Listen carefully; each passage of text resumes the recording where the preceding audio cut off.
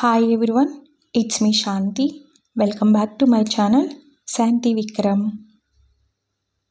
So ఈసారి అయితే విక్రమ్ గారు బర్త్డే వినాయక చవితి ఒకే రోజు వచ్చిందనమాట. సో గుర్తుగా ఉండాలని 1-2 క్లిప్పింగ్స్ తీసుకున్నాము. అయితే వినాయక చవితి రోజున ఈవినింగే విక్రమ్ గారు ఆంధ్రాకి వెళ్ళారనమాట. ఈ వ్లాగ్ వచ్చేసి Vinayaka Chavithi next day morning అనమాట. మార్నింగ్ అయితే మాత్రం ఎర్లీగా లేవలేదండి, బికాజ్ ఎందుకంటే నైట్ 4:57కి ఎర్లీ మార్నింగ్ 4:57కి నిద్రపోయిందండి. సో నైట్ అంతా అయితే మాత్రం నిద్రలేదు. ఆ టైంకి పడుకోవడం అని అంటే చాలా కష్టం, త్వరగా అయితే లేవలేము. నిజం చెప్పాలంటే లంచ్ టైంకే లేసామన్నమాట. లేచిన తర్వాత అమ్మని నాకు ఇష్టమైన కర్రీ ఏదో ఒకటి చేయమన్నాను. సో విక్రమ్ గారు లేరు కదా అని ఏది పడితే అది తినేసి వండుకోకుండా అలాగే ఉండడం అనేది నాకు అలవాటు లేదు. సో దట్టు అమ్మ కూడా ఉన్నారు కాబట్టి మంచిగానే తిందామని స్టార్ట్ చేసామన్నమాట. సో నాకు ఇష్టమైంది ఏంటంటే చిలకడ దుంపల పులుసు, చింతపండు వేసి చేస్తారు కదా, ఆ పులుసు అంటే నాకు చాలా ఇష్టం అండి. అందులో వంకాయలు కూడా వేసుకున్నా ఇష్టపడతానమాట. అమ్మని అది చేయమన్నాను. మా ఇంట్లో అయితే మాత్రం పులుపు తినరండి విక్రమ్ గారు, అందుకని నేను అస్సలే చేయను అనమాట. నాది సంవత్సరం క్రితం చింతపండు ఎంతైతే కొన్నానో అంతే ఉండిపోతుంది ఇయర్ మొత్తమును. అంటే ఆలోచించండి, అస్సలు విక్రమ్ గారు తినరనమాట. ఆయన చింతపండు పులిహోర కూడా తినరు, ఆయన నిమ్మ పులిహోర మాత్రమే తింటారు. సో ఆయనకు అంత ఇష్టం ఉండదు పులుపు. సో ఎప్పుడైతే తనకి పులుపు అంటే ఇష్టం లేదో నేను వండడం మానేశాను అనమాట. ఎప్పుడైనా అమ్మ వాళ్ళ ఇంటికి వెళ్ళినప్పుడు వండుతాను, బికాస్ నాకు పులుపు అంటే చాలా ఇష్టం. సో పులుసులు గట్రా నేను బాగా ఇష్టంగా తింటానమాట. సో వినాయకవాన్ని పెట్టిన తర్వాత పొద్దున్న సాయంత్రం దీపారాధన చేయాలి. చెప్పాను కదండి, మార్నింగ్ అయితే దీపారాధన చేయలేదు, మనసు ఏం బాగోలేదన్నమాట. ఇది వచ్చేసి ఈవినింగ్, దట్టు ఆ రోజు ప్రాపర్ నిద్ర కూడా లేదనమాట. డే అస్సలే బాగోలేదు. ఇంకా ఈవినింగ్ కిందకి పూజకి వెళ్దామని స్టార్ట్ అయ్యానమాట. సో ఇంట్లో కూడా దీపారాధన చేద్దామని ఇంకా త్వరగా రెడీ అయిపోతున్నాను ఈవినింగ్. సో కింద సెల్లార్లో దేవుణ్ణి 5 days ఉంచుతారండి. ఈ 5 days చక్కగా శారీస్ కట్టుకుందామని ప్లాన్ చేసుకున్నాను. బట్ ఇప్పుడు నాకు చాలా తక్కువ టైం ఉంది కాబట్టి ఈ డ్రెస్ వేసేసుకుంటున్నాను అనమాట. ఇది కొంచెం పార్టీ వేర్లా కూడా ఉంటుందనేసి ఇది తీసుకున్నాను. ఫస్ట్ అయితే ఇంట్లో దీపారాధన చేసేసిన తర్వాత కిందకి వెళ్తాను. కింద పూజ అటెండ్ అయిన తర్వాత సో అక్కడే రోజు డిన్నర్ అక్కడేనండి. అక్కడే డిన్నర్ చేసేసి ఇంటికి వస్తున్నాం అనమాట. రోజు ఎవరో ఒకరు పెడుతూనే ఉంటారు. పీటల మీద ఎవరైతే కూర్చుంటారో వాళ్ళే డిన్నర్ పెడతారు, అదర్వైజ్ ఎవరైనా పెట్టాలి అనుకుంటే వాళ్ళు పెట్టుకుంటారనమాట. ఇది వాళ్ళ ఇష్టం, వాళ్ళ ఇష్టానికి తగ్గట్టు వాళ్ళు ప్లాన్ చేసుకుంటారనమాట. సో డైలీ డిన్నర్కి టిఫిన్స్ పెడుతూ ఉంటారనమాట. ఈరోజు కూడా అక్కడే టిఫిన్స్ పెడుతున్నారు. చిన్నప్పటి నుంచి ఇప్పటి వరకు నేనైతే వినాయక చవితిని ఇలా అయితే అస్సలే జరుపుకోలేదండి. ఎందుకు ఇలా అంటున్నానంటే, నాకు చిన్న చిన్న విషయాలకి నేను ఆనందంగా ఉంటాను. నా లైఫ్లో ఏవేవో పెద్ద పెద్ద అద్భుతాలు జరిగిపోవాలని నేను అనుకోను.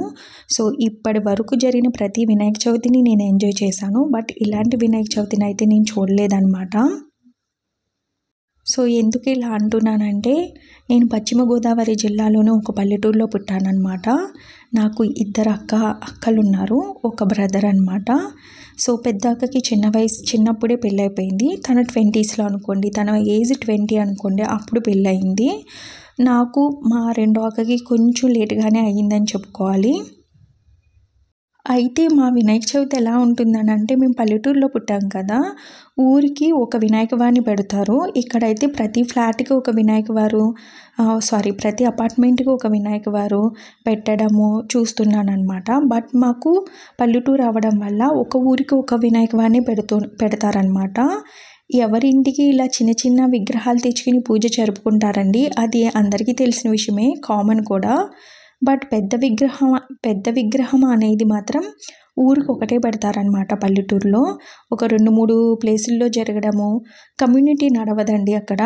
అందరు కమ్యూనిటీకి ఒక్కడే వినాయకవారు. చక్కగా అందరూ కలిపి చేసుకుంటారనమాట. వాళ్ళ విగ్రహం వేరు, మా విగ్రహం వేరు అంటూ అక్కడ ఉండదు. అయితే పల్లెటూరు కదా, అందుకని తక్కువ అండి అమ్మాయిలు బయటికి రావడం అనేది, ఎంజాయ్ చేయడం అనేది తక్కువ. అసలు అక్కడ ఏ వినాయక వారిని తీసుకొచ్చారు, ఏ రోజు ఎవరు పీటల మీద కూర్చుంటున్నారు అనే విషయం కూడా సో ఆ ఊర్లో ఉన్న గర్ల్స్కి, అది ఎస్పెషలీ మ్యారేజ్ అవ్వడానికి దగ్గరలో ఉన్న అమ్మాయిలకి, లేడీస్కి అస్సలే తెలియదు అనమాట. మాకు కూడా తెలీదు. ఎంతవరకు మా ఊర్లో గర్ల్స్కి ఇల్లే ప్రపంచం అనమాట. అలాగే మేము కూడా జస్ట్ ఒకరోజు మాత్రం వెళ్ళి కొబ్బరికాయ కొట్టి వస్తాము. అదర్వైజ్ అక్కడ ఏం జరుగుతున్నాయి, ఏం ప్రోగ్రాములు జరుగుతున్నాయి ఏంటనేది మాకు తెలీదు. నిమజ్జనం టైములో ఊరంతా ఒకసారి ట్రాక్టర్ మీద ఊరేగింపిస్తారనమాట. మళ్ళీ అప్పుని చూడడమే ఆ వినాయక వారిని. అదర్వైజ్ ఈ మధ్యలో వెళ్ళడం కానీ, అక్కడ పూజలు చూడడం కానీ ఇవేమీ ఉండవన్నమాట. అలాంటి పల్లెటూరు మాది. సో పల్లెటూరులో ఇవన్నీ జరుగుతాయని అంటే జరుగుతాయండి. సో చాలామంది ఇంట్లోనే ఉండి బయటికి రాని అమ్మాయిలు కూడా చాలామంది ఉంటారు. సో ప్రతి ఇయర్ వినాయక చవితి మాది అలాగే జరిగేది. బట్ నేను ఎంజాయ్ చేయడం లేదని కాదండి, చక్కగా మా నాన్నగారు వెళ్ళి ఒక దేవుడి విగ్రహం తీసుకొచ్చేవారు. రోజు పూజలు చేసుకునేవాళ్ళం. పాలవెల్లి చక్కగా కట్టేవారు. అక్క నేను చక్కగా రెడీ అయ్యేవాళ్ళం. పూజలు మాత్రం మంచిగానే చేసుకునేవాళ్ళం. అది ఒక టైప్ ఎంజాయ్మెంట్ అనమాట. బట్ ఇక్కడ హైదరాబాద్ వచ్చిన తర్వాత ఇది రెండో వినాయక చవితి అనమాట నాకు. సో ఇక్కడ ప్రతి ఫ్లాట్కి ఒక వినాయక వారు ఉండడం, ప్రతి అపార్ట్మెంట్కి ఒక వినాయక వారు ఉండడము, వాళ్ళ అపార్ట్మెంట్లో పూజలు వాళ్ళు చేసుకోవడము, ఒక పంతులు గారిని పెట్టుకోవడము, రోజు మార్నింగ్ పూజ, ఈవినింగ్ పూజ, ఎవరో ఒకరు పీటల మీద కూర్చుని పూజ చేయడము, వాళ్ళు ఇలాగ టిఫిన్స్ అని, డిన్నర్స్ అని బాగా చక్కగా రెడీ అవ్వడము. ఇదైతే మాత్రం నేను ఈ ఇయర్ ఎంజాయ్ చేశానని చెప్పుకోవాలి. లాస్ట్ టైం వినాయక చవితి నేను ఇక్కడ కొత్తగా హైదరాబాద్ వచ్చాను, ఎవరూ పరిచయం లేదనమాట. సో అందుకని అంతగా ఎంజాయ్ చేయలేకపోయాను. నేను ఒక్కదాన్ని ఎంజాయ్ చేశానని చెప్పుకోవాలి.